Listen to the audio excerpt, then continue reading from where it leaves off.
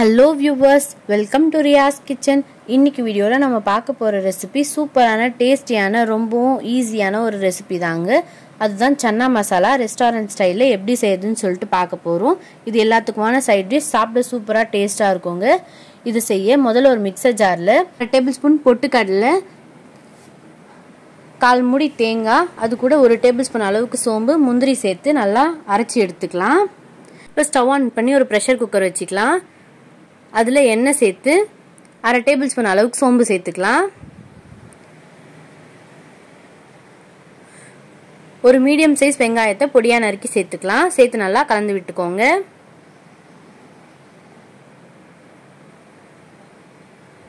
வெங்காயம் நல்லா வதங்கினதுமே 3 பச்சை மிளகாயை சேர்த்துக்கலாம்.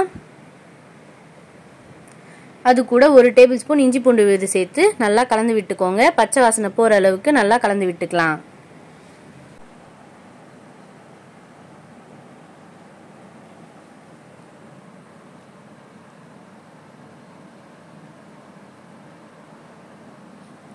இதோட பச்சை வாசனை போனதுக்கு அப்புறமா 2 மீடியம் சைஸ் தக்காளியை பொடியா நறுக்கி சேர்த்துக்கலாம். சேர்த்து நல்லா கலந்து விட்டுக்கோங்க.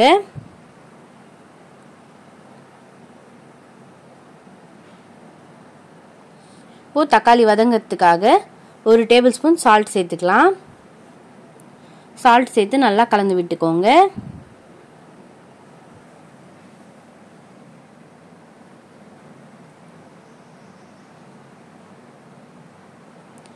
இப்போ எண்ணெய் நல்லா திரிஞ்சு வரப்போ நம்ம தேவையான ஸ்பைசஸ் ஆட் பண்ணிக்கலாம். 1/2 டேபிள்ஸ்பூன் மஞ்சள் தூள், 1 டேபிள்ஸ்பூன் மிளகாய் தூள், 1/2 டேபிள்ஸ்பூன் தனியாத்தூள், 3/4 டேபிள்ஸ்பூன் கரம் மசாலா சேர்த்து அது கூட நான் 2 மணி நேரத்துக்கு முன்னாடியே கொண்டைக்கடலையை ஊற வச்சு வேக வச்சு எடுத்துட்டேங்க. இதையும் சேர்த்துக்கலாம். சேர்த்து நல்லா கலந்து விட்டுக்கோங்க. இதோட பச்சை வாசனை போகிற அளவுக்கு நல்லா கலந்து விட்டுக்கலாம். எல்லாமே நல்லா மிக்ஸ் ஆகி வரணும். இந்த அளவுக்கு நல்லா கலந்து விட்டுக்கோங்க. 2 மீடியம் சைஸ் வெங்காயம், 2 மீடியம் சைஸ் தக்காளி அரைச்சி இதில் சேர்த்துக்கோங்க. சேர்த்து நல்லா கலந்து விட்டுக்கோங்க. இதோட பச்சை வாசனை போகிற அளவுக்கு நல்லா கலந்து விட்டுக்கலாம். இப்போ இது கூட நம்ம அரைச்சி வச்ச முந்திரி, தேங்காய், சோம்பு எல்லாத்தையும் சேர்த்துக்கலாம். சேர்த்து நல்லா கலந்து விட்டுக்கோங்க.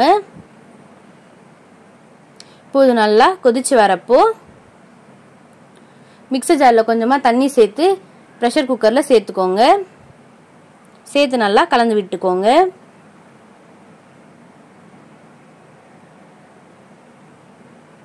இதோட பச்சை வாசனை போகிற அளவுக்கு நல்லா கலந்து விட்டுக்கலாம்.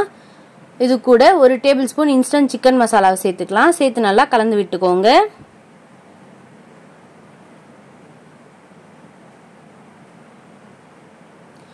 இப்போ இந்த ஸ்டேஜில் உப்பு செக் பண்ணி சேர்த்துக்கலாம். மறுபடியும் 1/2 டேபிள்ஸ்பூன் அளவுக்கு நான் உப்பு சேர்த்துக்கிறேன். சேர்த்து நல்லா கலந்து விட்டுக்கோங்க. நல்லா மிக்ஸ் ஆகி வர அளவுக்கு கலந்து விட்டுக்கலாம். இப்போ நல்லா கொதிச்சு வரப்போ மேலே கொத்தமல்லி தழையை தூவிட்டு ப்ரெஷர் குக்கரோட மூடி போட்டு மூடி விட்டுடுங்க. இப்போ இதோட விசிலும் சேர்த்துக்கோங்க. 2 விசில் வர வரைக்கும் வெயிட் பண்ணலாம். 2 விசில் வந்ததுமே ஸ்டவ் ஆஃப் பண்ணிக்கோங்க. இதோட ப்ரெஷர் ரிலீஸ் ஆனதும் குக்கர் மூடியை ஓப்பன் பண்ணிக்கலாம். இதுக்கு மேலே கொத்தமல்லி தழையை தூவிட்டு நல்லா கலந்து விட்டுக்கோங்க. நல்லா மிக்ஸ் ஆகி வர அளவுக்கு கலந்து விட்டுக்கலாம். இப்போ இது ஒரு பவுலில் சர்வ் பண்ணிக்கலாம்.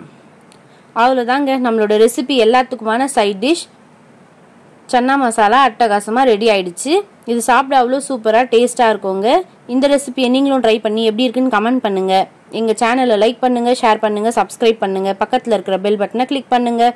தேங்க்ஸ் ஃபார் வாட்சிங் அவர் சேனல். இதே மாதிரி புது புது ரெசிபிஸுடன் மீண்டும் உங்களை சந்திக்கிறோம். பாய்.